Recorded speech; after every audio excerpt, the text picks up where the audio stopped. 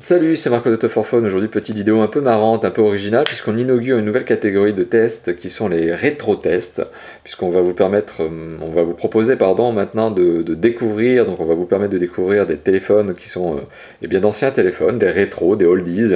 Là, aujourd'hui, on commence avec ce téléphone qui est le Samsung D500, qui est un téléphone qui a été commercialisé pour la première fois en 2004. Maintenant, c'est un téléphone qui a plus de 8 ans. C'est un téléphone, je vous le dis tout de suite, qui a été à l'époque positionné en haut de gamme. C'est ce type de téléphone qui était haut de gamme à l'époque. Si aujourd'hui on aurait dû avoir ce type de téléphone, si le prix avait été en phase avec ce que l'on connaît aujourd'hui, c'est un téléphone qui vaudrait 500 euros. Donc c'est pour vous donner une idée du positionnement. C'est vraiment un téléphone haut de gamme à l'époque. C'est un téléphone qui a été un best-seller chez Samsung, qui a été un tueur, qui a été largement commercialisé, et vraiment, voilà, vraiment un best-seller à l'époque. Un très très bon téléphone à l'époque. Voilà, vraiment, vraiment le genre de téléphone sympa. Et comme vous le voyez, c'est un clavier coulissant. Le genre de mécanisme qui aujourd'hui est un petit peu has-been quand même, faut le dire. On retrouve uniquement sur les entrées de gamme et les basiques donc. À l'époque, c'était classe que de faire ça dans la rue, et de montrer yes, j'ai un téléphone slider.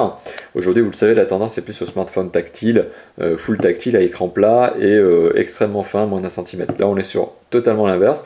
On est sur un téléphone compact, certes, avec 9 cm de haut, 4,6 cm de large. Mais par contre, côté épaisseur, là on voit position pliée, il fait 2,3 cm d'épaisseur, c'est plus de 2 fois l'épaisseur normale. Côté poids, par contre, c'est le bon point de ces téléphones à l'époque, ils étaient légers, ça fait moins de 100 grammes ça. Donc voilà, c'est le rétro-test d'un Samsung D500. Alors qu'est-ce que l'on avait dans un Samsung D500 il y a 8 ans? Eh bien on avait un écran couleur quand même. Un écran couleur 262 000 couleurs, avec un écran qui fait 1,9 pouces de diagonale, une résolution de 220 pixels par, je relis ma petite fiche, 176 pixels. Donc voilà, c'est aujourd'hui le type d'écran que l'on retrouverait sur un basique. Qu'est-ce que l'on retrouve d'autre? Eh bien côté menu, c'est un menu développé par Samsung, c'est du format propriétaire, dont les applications en tout cas, ça appuie sur du Java, donc il y a du Java. On a un lecteur MP3, voilà, qui permet de lire quelques MP3. Sachant que la mémoire interne du téléphone est de 96 MO et qu'il n'y a pas de rajout de mémoire. Mais à l'époque, 96 MO, c'était quand même exceptionnel. Et avoir un lecteur MP3 dans un téléphone, c'était pas non plus ultra courant. Donc encore une fois de plus, on était vraiment sur un téléphone qui était innovant à l'époque. Voilà, un téléphone bien sympa. À l'époque, j'insiste, qui est un téléphone slider avec clavier dit de touche, quelques touches physiques supplémentaires. Si on fait un petit tour du propriétaire, donc, qu'est-ce que l'on remarque d'autre? Eh bien, sur le côté droit, on a un appareil photo, on a un raccourci appareil photo, c'est génialissime. L'appareil photo qui est caché sous le slider, donc il faut vraiment slider pour ouvrir l'appareil photo. Donc, exit les photos prises sur l'instant. Le temps d'ouvrir le slider, d'appuyer sur le bouton appareil photo, bon, la personne était déjà partie. On a une petite trappe pour le kit béton, format propriétaire. On a une connectique pour la charge et la synchronisation, parce que vous pouvez aussi brancher un câble USB, format propriétaire. Sur le côté gauche, on a le bouton de contrôle volume plus moins. Et on a ici, on a peut-être du mal à la voir, on a ici un petit optique en fait, qui est l'infrarouge. En fait, c'est très très original, mais aujourd'hui on n'en a plus. Mais des infrarouges, voilà, ce téléphone était infrarouge et Bluetooth. À l'époque, la connectivité infrarouge, c'était sympa quand même, c'était un petit plus. À l'arrière du téléphone, eh bien, on a le capteur photo avec un petit miroir qui vous permet de bien vous regarder. Alors voilà, là, vous voyez, hop, on se regarde dans le miroir, salut, et on peut se prendre en photo, donc, et on a un flash LED. Donc ça, c'était la petite originalité. Qu'est-ce que l'on a d'autre?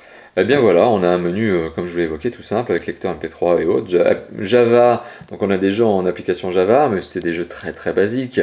Et voilà, un téléphone sympa. Petite particularité de ce téléphone, les sonneries pouvaient être des sonneries MP3. Donc à l'époque, c'était extrêmement rarissime que de pouvoir voilà, avoir des sonneries que vous gériez vous-même. Ça vous économisait le fait de passer par une plateforme de téléchargement d'appli et de sonneries et d'éviter de vous payer 1 ou 2 euros pour télécharger une sonnerie, parce que vous pouviez prendre vos propres MP3. Voilà, donc c'était le genre de téléphone haut de gamme à l'époque. La batterie, c'était une 800 mAh, ça tenait 2-3 jours en utilisation normale, on va dire. En dessous, on a la carte SIM, mais c'est tout. Et la batterie, c'est une batterie voilà, qui est la batterie qui fait office de dos. Si j'appuie là, hop, voilà, on est directement sur la batterie. Donc vous voyez, il n'y a pas de cache batterie à l'époque, c'est la batterie qui fait office de dos. Voilà, donc c'était ce premier rétro-test, le rétro-test donc du Samsung D500. J'espère que ça vous a plu, c'était un petit peu la petite rigolade que de vous montrer un téléphone qui a plus de 8 ans. On va essayer de vous montrer régulièrement des téléphones de ce type-là, pour vous montrer un peu l'évolution de la téléphonie, vous montrer justement bien aujourd'hui ce que l'on arrive à avoir par opposition à ce que nous avions avant, il y a 8 ans, hein, en téléphonie. Ça, c'est un téléphone qui a 8 ans. Et on va régulièrement donc vous proposer des tests comme ça, des rétro-tests, qui vous montreront l'évolution des téléphones, et qui pour les nostalgiques seront aussi une bonne petite pointe de mélancolie et d'humour pour leur montrer, voilà, pour nous rappeler ce que nous avions comme téléphone il y a 5, 8, 10, 12 ans peut-être. Voilà, les téléphones portables que nous avions, nous, chers trentenaires, quarantenaires, à l'époque. Voilà, merci d'avoir visionné cette vidéo. Elle sera publiée sur notre chaîne YouTube, la chaîne Tough for Fun YouTube, donc comme vous le savez. N'hésitez pas à vous abonner à notre chaîne et à commenter notre vidéo. N'hésitez pas à nous dire si ce genre de test est un test marrant pour vous, si ça vous apporte quelque chose, si vous êtes nostalgique de ce genre de téléphone, et si vous voulez qu'on poursuive pardon, sur cette lancée avec d'autres rétro-tests, puisqu'on a d'autres oldies à vous montrer. Voilà, n'hésitez pas à commenter, à liker les vidéos, à vous abonner à notre chaîne et à regarder notre blog, à consulter notre blog, à venir nous rejoindre donc sur top-phone.fr, donc une URL que vous verrez en haut à droite de cette vidéo. Voilà, merci d'avoir visionné la vidéo, à bientôt, ciao ciao.